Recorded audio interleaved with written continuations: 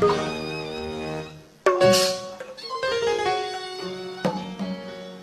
ားဘူးထွက်လာတယ်မှန်လားအဲ့ဒါကြောင့်ပြောပုံတော်ခနဲ့စီးပါလို့မောတစ်ပင်မောပြုတ်ကြတဲ့ခလေးကိုမအေးရသေးကလိုက်ပို့တာ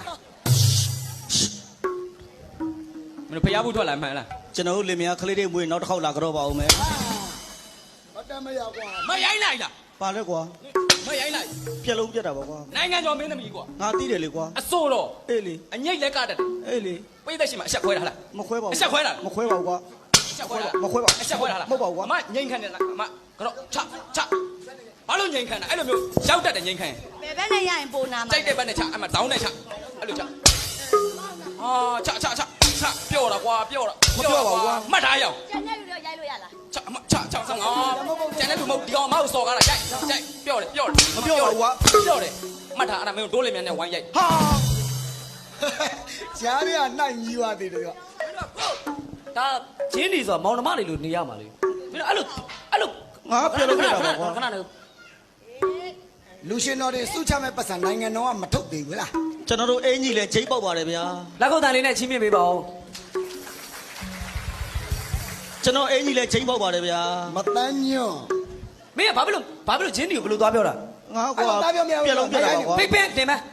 မောင်နှမတွေလေကွာမင်းတော့မပြောနဲ့လေပြက်လုံးပြက်တာပါချိတ်ချင်းချင်းရိုက်အောင်ဟဲ့ဘောလေးဗျာအဲ့ဒါမင်းမေရိုက်လို့တော့မင်းငါရိုက်ရင်ဒီတက်နာတယ်ဟာဒီကွာပေါသောနေတယ်ဘာကောင်းနေလဲမင်းတို့မရိုက်နိုင်ငိတ်ခံနေတာလားငါမတက်တာမရိုက်နိုင်ဟာမင်းကိုလောက်တယ်ပြန်လုပ်လေမင်းကငါမနားမလဲတာကွာဟိုမချင်းကြီးခမရလည်းဘာလို့ရိုက်တာဟေးမသိဘူးရိုက်လို့သူတို့ဘာပြောလားဒါကိုချစ်လို့လာကတာမသိဘူးလူရှင်တော်မင်းသမီးရိုက်ရထုံးတာစော်ကားတာမင်းမကြောက်လားသူ့ဘာသူနိုင်ငံတော်မင်းသမီးမကလို့ရွှေတသိပ်ပဲနဲ့သူရမရိုက်ရဘူးလေလူရှင်တော်မင်းစော်ကားတာမကြောက်လားမင်းရိုက်ချင်တယ်လားရောကျွန်တော်ရိုက်ဒီချက်မအဲ့ဒါကြိုက်စမ်းမကြောက်ရိုက်ထက်ရိုက်အဲ့လိုချင်ရိုက်အေးကြည့်မရတော့ကြက်သေးချင်းဘယ်ကောင်ရိုက်ချင်သေးလဲငါရိုက်မယ်ရောရိုက်တယ်မင်းဒါမင်းကမင်းသမီးကိုဟောက်လားဟန်ငါလည်းရောက်ငါလည်းရောက်ငါဘွားလဲကွာခုမှမရမနိုင်သားမနိုင်နဲ့လောက်တလိုက်ဆိုင်အောင်ရိုက်ချလိုက်တန်းနဲ့ကွာဟာရောက်လောက်တေးကျတော့လိုမန်းတင်ကမရိုက်ပါဘူးကွာမရိုင်းတာကွာမရိုင်းတာမင်းတို့ကောင်မုန်းလေဟုတ်တယ်မမြစ်တာနဲ့လာကတာကွာဟာငါကောင်နဲ့ဘာဖြစ်တာလဲဘာလေရောက်ပတ်စံနဲ့ပေးလို့ကတာကွာပတ်စံနဲ့ပေးတော့ပေးတာပေါ့ပတ်စံပေးပြီးကမင်းပတ်စံမှာစုရသွားတာအကယ်ဒမီရတဲ့မျက်နှာဖြစ်သွားမင်းသိလားငွေမူရင်းနဲ့လာကစစ်ပြလာနေတယ်မြစ်တာပြအောင်မလုပ်နဲ့လို့သူ့ဘက်ကလည်းလိုက်ပြောပေးရအောင်မျက်နှာကပြင်ထားမင်းတို့လည်းအတူတူပဲမင်းသမီးလေးတယောက်တက်လာတားပြောမရပြောနဲ့မင်းတို့လိုက်ဘူးရောငါတို့ဘာဆိုင်လို့လဲကွာမင်းတို့အဲ့လိုစပ်ပြောနေမယ်ဆိုရင်လာမိမမကနဲ့ပြန်မယ်သူခန္ဓာကိုယ်နဲ့လာမိမမကနဲ့ပြန်မယ်မသားနဲ့နှထောင်းနဲ့မလိုက်တာဆိုဟုတ်ပါခဏလာဟန်တွင်ကြီးလားဒါမောင်နှမတွေနော်စင်ပေါ်မှာဒါဒီလိုမင်းသမီးကိုလူရှင်တော်ဒီလိုပြောမှပြိတ္တကရှိမှာ哦ဒါမို့မှားတာစင်ပေါ်မှာမှားမှလူရှင်တော်နဲ့မင်းသမီးဒီလိုမှားမှရှိမှာစင်ပေါ်မှာမှားတာစိတ်မဆိုးအောင်လို့ဆိုးပါဘူးဆိုးပါဆိုးလားမဆိုးပါဘူးစင်ပေါ်မှာမှားတာစိတ်မဆိုးဒါဆိုအခုနောက်ခဏလိုက်ခဲ့ဘာလို့လဲချက်အောင်နဲ့သွားမှာမရောက်ဒီကောင်းနေအဲ့စကားလေးငေါ့9000နဲ့ရောင်းပါလားဟေ့နေမင်းတို့တိတ်နေဟေ့အဲ့ဟန်နွေငိမ့်ခေါ်ဂျင်းဒီကိုမင်းမိုက်ပေးလိုက်ဟာမိုက်ပေးလိုက်ရောမရဟေ့ရအပေါ်မှာတော့ရ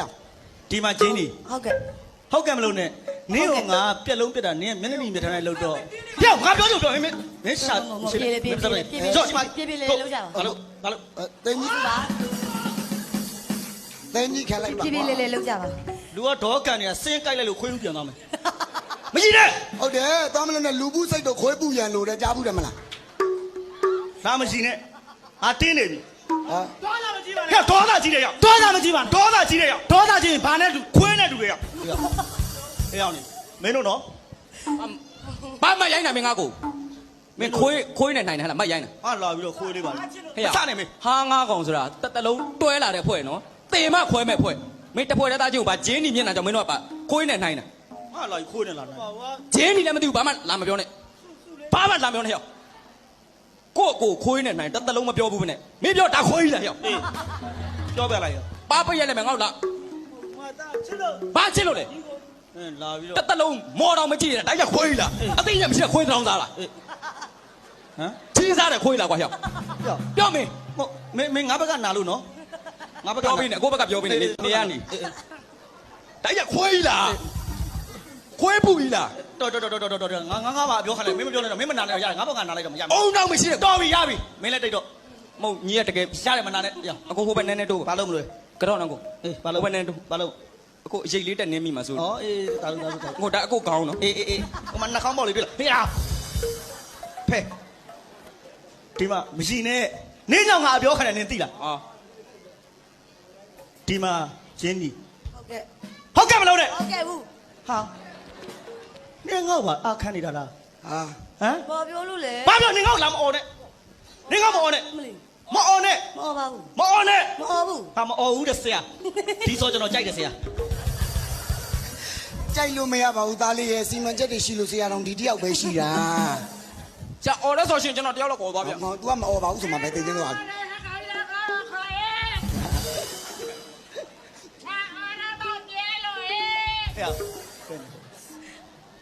ဂျင်းကြီးနင်းမကြည့်နဲ့နင်းကငါဆွမ်းနာနဲ့ပြောတာနင်းမကျင်နဲ့ဘူးပေါ့ဟုတ်လားရတယ်မကျင်နဲ့ပိုးလေးဆိုတဲ့ကောင်မှားတယ်နင်းကငါပြက်လုံးပြက်ပြီးတော့မှားရော့နင်းငေါ့ချ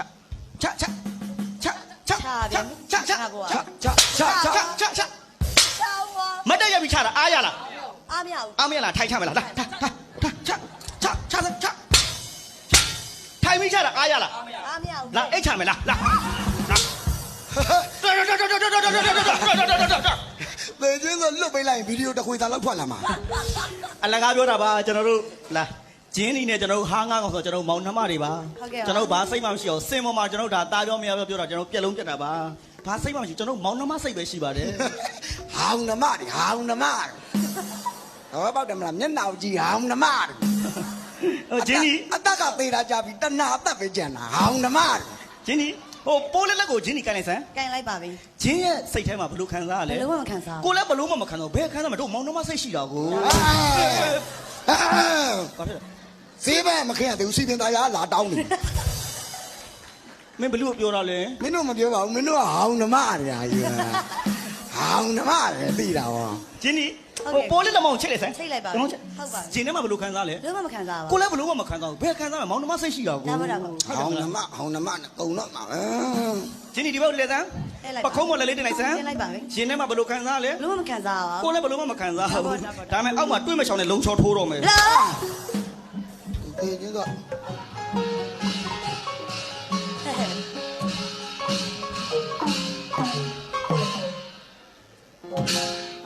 ဘာမှမဟုတ်ပါဘူးအခုမှအယူကြီးတက်လာတာပါ အာရှိတယ် မကြီးနဲ့ဟာ မမကြီးနဲ့လေအမကြီးကျွန်တော်အားပြတ်တယ်မကြီးနဲ့ ဘာလို့အားပြတာလဲ ငါเจ้าငါသိတယ်ကွာမင်းမပြောနဲ့ရ မင်းတို့အဲ့ဒါဘာလုပ်နေဟမ်ပြက်လုံးပြက်လုံးပြက်နေအောင်မင်းသမီးကိုဆွဲလာရန်လာနေကွာပင်မန်းတာကွာ ဟုတ်တယ် ဝိုင်းကြော်မင်းတို့ရှေ့မှာအဲ့လိုမျိုးမတ်တက်ကြီးရက်ပြီးတော့ပြက်လုံးဝိုင်းကြော်မင်းတို့လိုမပြက်ဘူးအနောက်ကနေပြီးတော့ဒီလိုခောက်တော့ခောက်ပြန်ရှောက်တာဘာလုပ်တာလဲသိတာမင်းသမီးဖင်ကိုကြည့် ဟာသေချင်းအေးချင်းဆိုငါကြံဦးသွားတာပါသေးတယ် ဘုံဘုံဖေဟာလို့ဘာအလိုရှိလဲလို့ဘုံဘုံအလိုရှိတာတပည့်တော်လှူဒန်းမရသေးဖေဟာလို့ဝိထုငွေလှူဒန်းမယ်ဒါမှမဟုတ်သင်္ကန်းလှူဒန်းရမလားဒါမှမဟုတ်ကွန်စေးကြောင်းအစရှိတာဘုံဘုံတပည့်တော်ကိုပြောပါလိုအပ်တာတပည့်တော်လှူဒန်းမှမှာဖေဟာဆိုဆရာတော်ကငါဘုံဘုံကငါပြန်ပြောတယ်ဟာတခါကြီးတဲ့တခါကြီးတကယ်လို့လှူခြင်းလို့ရှိရင်ဘုံဘုံကိုဝိထုငွေတို့သင်္ကန်းတို့ပဲလှူပါတဲ့ကျောင်းတို့တိမ်တို့ဘယ်တော့မှမလှူပါနဲ့တဲ့ဟာဘာဖြစ်လို့လဲအဲ့ဒါတွေကစိတ်မချဘူးတဲ့ ကျောင်းတို့တိန်တို့စိတ်မချအောင် ကိုတိုင်းရော ဘာတော့ တကယ်လို့သင်ငန်းလူမယ်ဆိုလို့ရှိရင်လေကိုသင်ငန်းလူပါလား ဘယ်သင်္ကန်းတို့ မီးလောင်ခံသင်ငန်းလို့ပါလို့ တေချင်းဆိုမီးလောင်ခံသင်္ကန်းရှိဂျင်းဒီရေ ဟုတ်ကဲ့ပါကိုတနီတို့ဒီမောင်နှမတွေအကုန်လုံး ဟုတ်ကဲ့ ပြီးတော့ပါဝင်ခွင့်ရတယ် ဟုတ်တယ် ဘာမှမလုပ်ပါနဲ့ကိုဟုတ်လေရင်တော်ဆိုတယ် ပါဝင်ခွင့်ရတယ်ဗျာဟုတ်တယ် ဒါမဲ့တခုတော့ကြိုတင်တောင်းမဲ့မရစေဂျင်းနီနဲ့ပိုးလေးကဘာမှမတော်ပါဘူး သိတယ်သိတယ် ထင်လွဲမှာဆိုလို့ပါဒီထဲမှာရုပ်ရှင်မင်းသားနဲ့တူတာဆိုလို့ အဲ့ဒါဘာပြုံးလဲ ပြေတီဟုပြုံး တကယ်ရုပ်ရှင်တရုပ်ဆောင်နဲ့တူတာကျွန်တော်မှဂျင်းဒီဆိုလို့ရှိရင်ဒါအဆိုတော်လဲလုပ်တယ်နော်ဟိုကျွန်တော်တို့အမှုပညာရုပ်ရှင်သပင်ဂီတဖျော်ဖြေပွဲတွေမှာလဲကတယ်ရုပ်ရှင်မင်းသားမင်းသမီးတွေနဲ့လဲတော်တော်ရင်းနှီးတယ်ဟုတ်တယ်နေရာ ဆုံးကတယ်နော်ဘာရန်ပုံငွေပွဲတွေဘာတွေပတ်စံမရတဲ့ပွဲတွေဆို तू အများဆုံးက ဟုတ်လားပတ်သက်မရတော့သူ့လည်းခေါ်တယ်တကယ်အဲ့ဒါကြောင့်မလို့တကယ်ကျွန်တော်တို့ဖွဲ့တယ်မှာဆိုရုပ်ရှင်မင်းသားနဲ့တူလာဆိုသူတယောက်ရှိတယ်တေချာကြည့်အိုက်ဒီလေးလောက်လိုက်အိုက်ဒီလေးလောက်လိုက် ဟာမ ကြည့်အသေးချာကြည့်ပါရုပ်ရှင်တယောက်ဆောင် ဘလူလေ တင်ထွန်းအောင် တင်ထွန်း ဟုတ်ပြီခါလေးထောက်လိုက်မင်းထူးကျော် လိုက်တယ်ကွာ ဟုတ်ပြီလက်လေးပြလိုက်ပေးတဲ့ကိုတင်မောင်ဝင်း ရမင်းပြော ဟုတ်ပြီဒီလိုလောက်လိုက်စိန်မောင်မြင့် မရှိဘူးလေကွာအဲ့နာမည်တွေကမင်းသားနာမည်တွေမဟုတ်ဘူးလေကွာမင်းကလေဘာလျှောက်ပြောလဲ မင်းသားမဟုတ်လား မင်းသားမဟုတ်ပါဘူး မင်းမျက်နှာနဲ့တူတဲ့မင်းသားလေတယောက်မှ တိ မရှိ ပြီတိပြီအလေးပြုလိုက်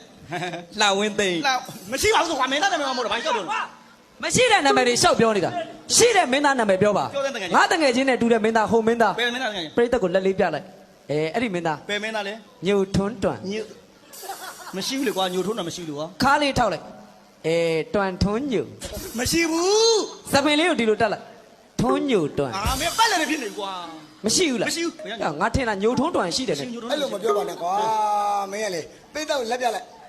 ကြော်သူ အာ ဟာခါထောက်လိုက်စိုးသူ ဟာမိုက်တယ်ဗျာ ရှင်ဘက်ပေါ်လက်တင်လိုက်ကွယ်လွန်သူ တက်တက် အလကားပြောတာဟိုဘက်ကိုလက်ကြည့်လိုက်လားစက်တော့လက်ကြည့်လိုက်နေဆန်း ဟာမိုက်တယ် ရှစ်တလန်းတိုးလိုက်ပေလန်း နာမည်ရှည်လို့လားမသိဘူးဟိုနာမည်တစ်လုံးနဲ့မင်းသားကွာ ဆွဲ ဘို့ဆို ဆွဲမှာကွာ ဘို့မရှိဘူးလား ဆွဲရရှိမှာမင်းကလေ စိန်မောင်မြင့်ကွာ နော်မရှိဘူးမင်းနဲ့မရှိတဲ့နာမည်တွေပြောနေကွာမင်းကလေတကယ်မော်ဒယ်မင်းသားကျော်ကွာမင်းဟိုမော်ဒယ်မင်းသားကျော်လေကွာဒေဝတက် အဲ့ဒါဆိုလို့ရှိရင်ဒေဝရတ်နဲ့တွဲမဲ့မင်းသမီးအမောက်ကျွန်တော်နာမည်ပြောင်းပေးမယ်ပိတ်သက်ကိုလက်ညှိုးထိုးလိုက်စိန်စမာနာ ဟာ မင်းသမီးလက် ကဲအကိုစိတ်ဆိုးပါအကိုရဲ့နောက်တာဗျာကလေးတွေကနောက်တာအကိုနာမည်ငင်းနာမည်ပဲခေါ်လိုက်တော့အမငင်းနာမည်ပြောလိုက်စမ်းပါ ဝဲလူ ဝဲ မင်းတော့ကွာမရှိတဲ့နာမည်တွေရှောက်ပြောနေရှိတဲ့နာမည်ပြောစမ်းပါစပင်လေးကိုတက်လိုက်ညိုထွန်းတွန် ဟောတို့တော့မရှိပါဘူး ငါထင်တာညိုထွန်းတွန်ရှိတယ် မရှိဘူးဗျာ နောက်နာမည်မင်းသားလား ခါထောက်လိုက်လှမင်းနိုင် ပါကွာမရှိပါဘူးကွာမင်းတို့ ဘာ ဘာ တော်တော်စဉ်းစားပါတယ်အော်ဟိုစပင်ရှိန်နဲ့မင်းသားတတိယ မိုးမင်းဟုတ်တယ်မိုးမင်း ဘိုးမင်းက နှစ်တလုံးကောင်းတယ်နှစ်တလုံး အမင်းသားမဟုတ်လား မဟုတ်ပါဘူးကွာ ငါလမ်းလေးကမကြော်ညာတက်ကတ်ထားတာသူမင်း ငါသိပြီတောက်လေးချီထားလိုက်အဲ့ဒီမင်းသား ဘယ်မင်းသားလဲ ညိုထွန်းတွန့်မင်းဒါပဲပြောမှာမလားသွားမင်းညိုထွန်းတွန့်ငါယူတယ် ရောအကြီးနဲ့ ဂျင်းဒီမှာတူတာရီနေတဲ့ပုံစံလေးကိုကြည့်လိုက် ညိုထွန်းတွန့် ညိုတွန်းတာငါလားသူလား ဂျင်းနီရီပဲလား မရှိတတ်ဘူး ဘာတွေလဲအဲ့ဒါ ဂျင်းနီကတစ်ထက်ပါတယ်လေမင်း မင်းကတရမ်းမမဟုတ်တာခွေးဆွယ်တွေပဲ ဂျင်းနီလက်ကိုပဲတွေ့လား အဲ့ဒီတိုးကြော်နဲ့ဂျင်းဒီနဲ့အဲ့လိုဇုံတွဲလေးလုပ်လိုက်ပြီးနားကတ်လိုက် ညိုထွန်းတွန့် ငါညိုထွန်းတွန်ပါသွား ဘာ တော့ တော့မင်းအဲ့ညိုထွန်းတွန့်ပဲလာပြောနေမှာသား မောတယ် မောလိုက် မကတော့မောသွား မင်းတို့ကကတာမမောဘူးရီနေတာနဲ့မောကဲဒီတစ်ခါကျတော့ဘယ်တချင်းလေးကမလဲ ညိုထွန်းတွန်း ငါပြောမှာညိုထွန်းတွန့် ဟိုဂျန်နီကဂျန်နီကိုဟန်ငိမ့်လို့လည်းခေါ်တယ် ဟုတ်တယ် ဂျန်နီတို့လည်းခေါ်တယ်ဆိုတော့ ဟာမီးမိတ်ချဘာဖြစ်လဲ ပြင်းလို့ တေးလိုက်အဲ့မှာတေးလိုက် ပြင်းတော့တယ်တော့အဲ့ဒီမိုက်ကျိုးကမွေဝဲဖြစ်ပြီးမင်းငယ်ထိတ်တက်ပါပါဘယ်နဲ့ကွာပြင်းလို့များရှိရ မောလိုက်တာ ငါတကယ်တက်လုံနေတယ်မှတ်နေတာဟုတ်ပါဘူးတကယ်လိုက်သွားတယ်မှတ်နေ တကယ်ကကျင်တာ တကယ်ကကျင်တာ တကယ်ကကျင်တာ တကယ်ကကျင်တာ အဲ့ဒါဆိုဟိုတချင်းနဲ့က ဘယ်သချင်းလဲ ဂျင်းဒီတချင်းကဒါအငိတ်တချင်းမင်းအဲ့လိုမြူးမြူးကြွကြွကကျင်ဟိုတချင်းနဲ့က ဘယ်သချင်း ကောင်မလေးတွေမိုက်တယ်သွားမလို့နဲ့ဒိန်ချာရကုံပြုတ်ကအချောလာတွေဒိန်ချာဒိန်ချာကောင်မလေးတွေမိုက်တယ်သွားမလို့နဲ့ဒိန်ချာရကုံပြုတ်ကအချောလာတွေ တိတ်ကြ ဘေးနားမှာကနေတာခွေးတာ ခွေတာခွေ အလားကပြောဟိုတချင်းနဲ့က ဘယ်သချင်း အနေရတဲ့ကြုံလာရင်မင်းကဖိဖက်ထားအာအနေရတဲ့ကြုံလာရင်မင်းကဖိဖက်ထားအာအနေရတဲ့ကြုံလာရင်မင်းကဖိဖက်ထားဖိလုံးမသာ ဘယ်လိုမတာ အနေရတဲ့ကြုံလာရင်မင်းကဖိဖက်ထားအာအနေရတဲ့ကြုံလာရင်မင်းကဖိဖက်ထားဖိလုံးမသာအနေရတဲ့ကြုံလာရင်မင်းကဖိဖက်ထားမဆိုတော့ပါဘူးကွာ မဆိုတဲ့ကောင်နဲ့ဖေလို့မတာတကယ်ကကျင်လို့ပါဆိုမင်း တကယ်ကကြတယ် တကယ်ကကျင် အဲ့ဒါဆိုလို့ရှိရင်စာသားနောက်ကိုဟန်ပါပါလေးက လုံး ဟို